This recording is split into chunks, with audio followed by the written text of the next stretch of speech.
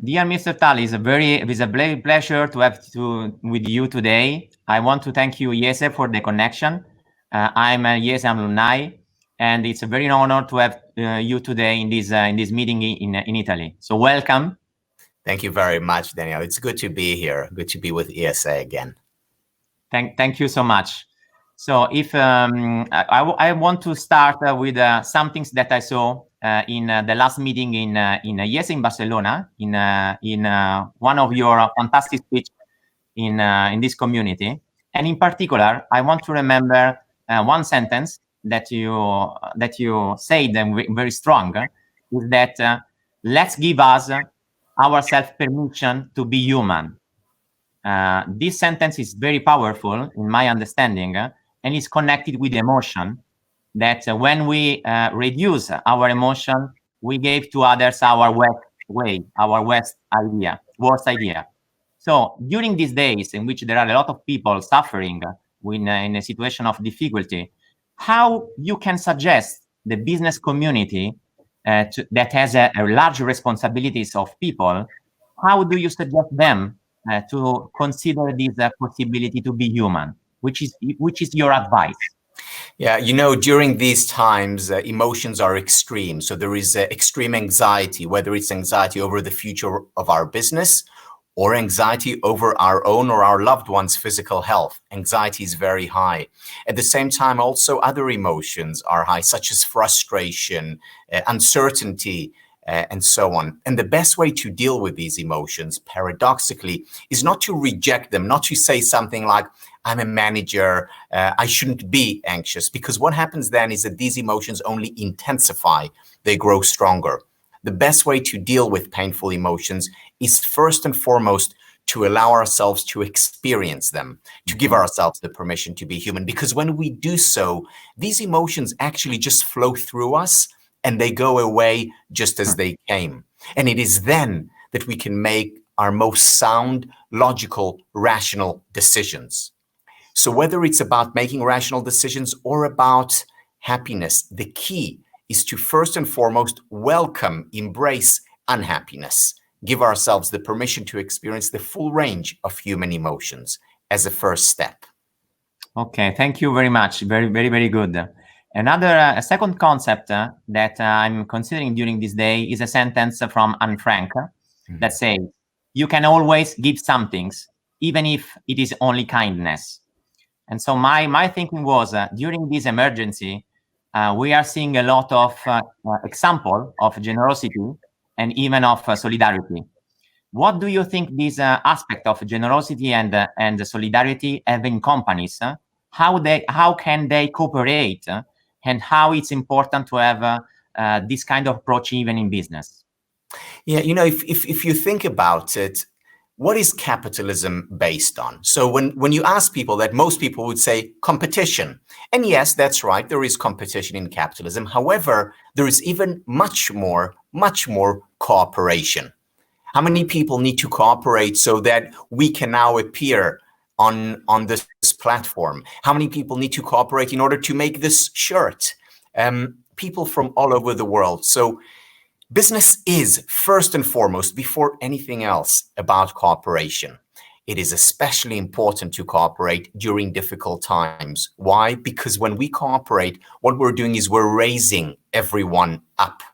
And that is what we need to do. We need to be supportive of one another. We need to work together. When we do so, it's literally a win-win. We as individuals win, we as a group, as an organization, we as an ecosystem win. Cooperation, giving, generosity are also the foundation of happiness. One of the best ways to increase our own levels of well-being is by turning to others and increasing theirs. It's a two-way street. When we help others, we help ourselves. When we help ourselves, we're helping others.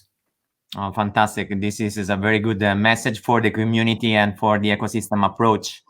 Another question that I'd like to ask to you is about the concept that usually success brings happiness. But we think that even the opposite, it is always true, that happiness brings to success. But the question will be, how happiness will bring success?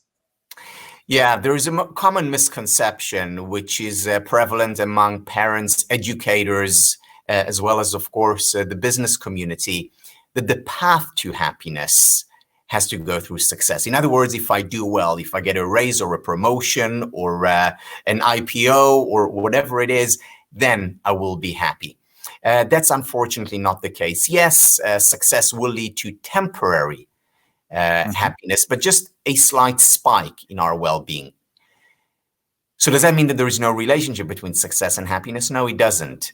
Only the relationship works in the opposite direction, meaning it's not that success leads to happiness, rather that happiness leads to success. How? If we increase levels of well-being even by a little bit, I'm talking 3%, 4%, what we do is we're able to think better outside the box. In other words, we become more creative, more innovative, which is, of course, arguably the most important thing we can do in a business, certainly during challenging times. So increase well-being, you also increase creativity, productivity, and motivation go up significantly when we increase levels of well-being. We become more engaged, more focused when we increase levels of happiness. Moreover, teamwork, relationships improve. And by the way, relationships at home and relationships in the workplace. Additionally, we also find that physical health, physical resilience, as well as psychological resilience improves when we increase levels of happiness. Wherever you look, you find that increased well-being leads to better performance, better outcome in the workplace, at home, personally, as well as professionally. In other words, the bottom line is that happiness pays. It's a good investment. It's a good investment for the individual, for the team, for the organization. It's a good investment for society. Very, very good, amazing. And so this concept of well-being is even very well connected to our behavior during the day, how we sleep, how we have the relationship with food, with the exercise, and with all other even spiritual, let me say, practice, like mindfulness, compassion, and other things. I read that you are bringing a project on this kind of concept. Do you have any advice for individuals to bring this practice in their daily life? What do you think about this?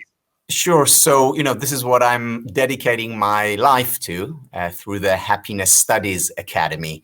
And what we do is we draw on scientific evidence to show how people can increase their levels of well-being. So, for example, we know that regular physical exercise, as little as 30 minutes 3 times a week, has the same effect on our psychological well-being as our most powerful psychiatric medication. In fact, it works in the same way. It releases norepinephrine, serotonin, and dopamine. These are your feel-good chemicals in the brain. So people who exercise regularly can focus better, are more creative, more productive, all the benefits that I spoke about related to happiness. Organizations that encourage their employees to be physically active, and that also means to move around on a regular basis.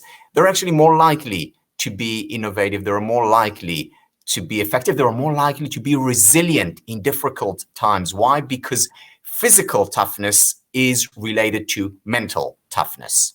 In addition, meditation, being mindful, and that could be meditating for 5 minutes a day, or doing yoga 3 times a week, whatever, or listening to music, or praying, which is also a form of mindfulness, which is present moment awareness. Any of these mindfulness practices can significantly contribute to the success and happiness of individuals and organizations. In addition, in organizations, what's very important for both well-being and success is making mistakes, or being open to mistakes. So Amy Edmondson, who's a professor at Harvard Business School, talks about the importance of psychological safety. Creating psychological safety in a society, in an organization, in a team, in a home, is the foundation of innovation and creativity. It's also the foundation of collaboration.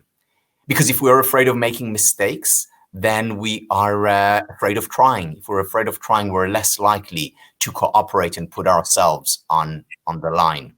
And finally, another thing that can really help us increase levels of well-being and success is expressing gratitude, not taking for granted our even small successes. So there's research, for example, by Teresa Amabile, again, Harvard Business School, showing that individuals who focus on progress that they made, in other words, appreciating something that they did in their organization, they end up not just happier, they end up more creative and more productive. So appreciating, not taking for granted progress that we made, being grateful for what we have, even in difficult times, that can lead to both higher levels of well-being and better performance.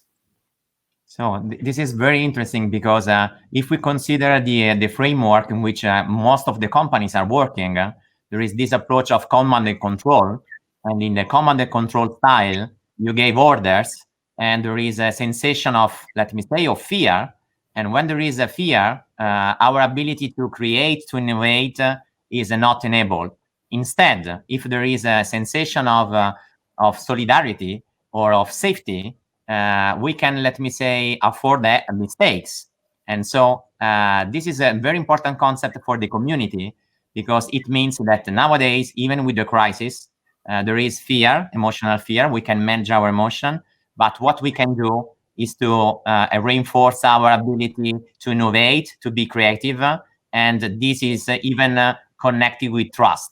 So my question is, will be how trust that is connected with physical meetings, how we can rebuild trust in a world that is becoming, let me say, more digital with tools like this one. How do you think trust, we can bring trust even in the digital world? Yeah, that's a very good question and a very important question. It's important always. It's certainly important during challenging times, because ultimately, if you think about it, if you want people to be with you, even when you're not close to them, the most important element is to build trust. How do we build trust?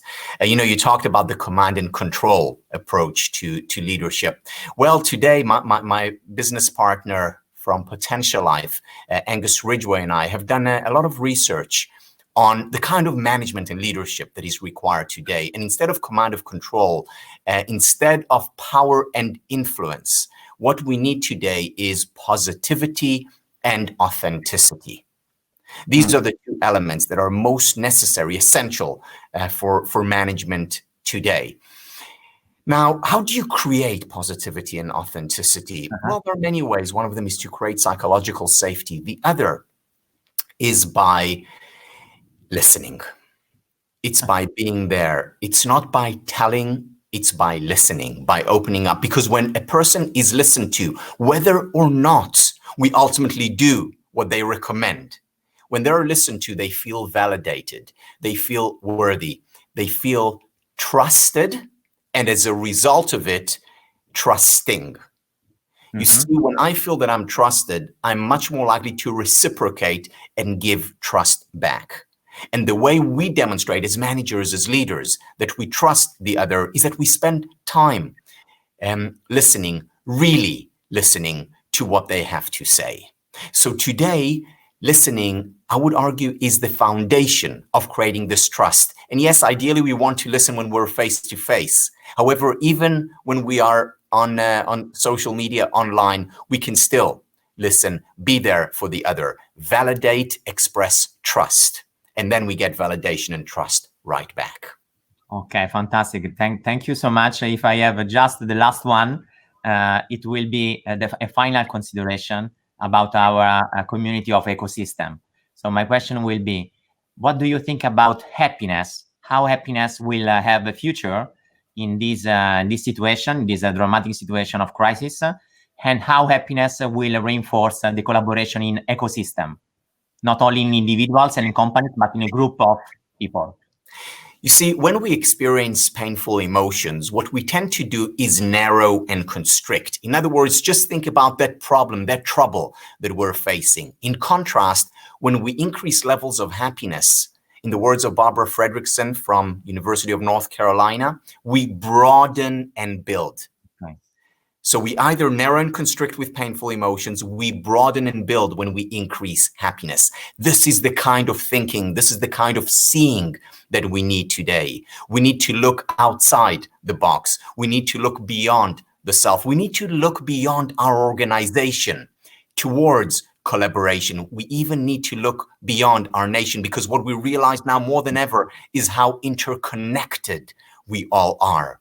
And in order to have this systemic rather than symptomatic perspective, nothing is more important than increasing our levels of well-being, because this is exactly the kind of thinking that comes from increasing levels of happiness. So today, it's no longer a privilege and nice to have.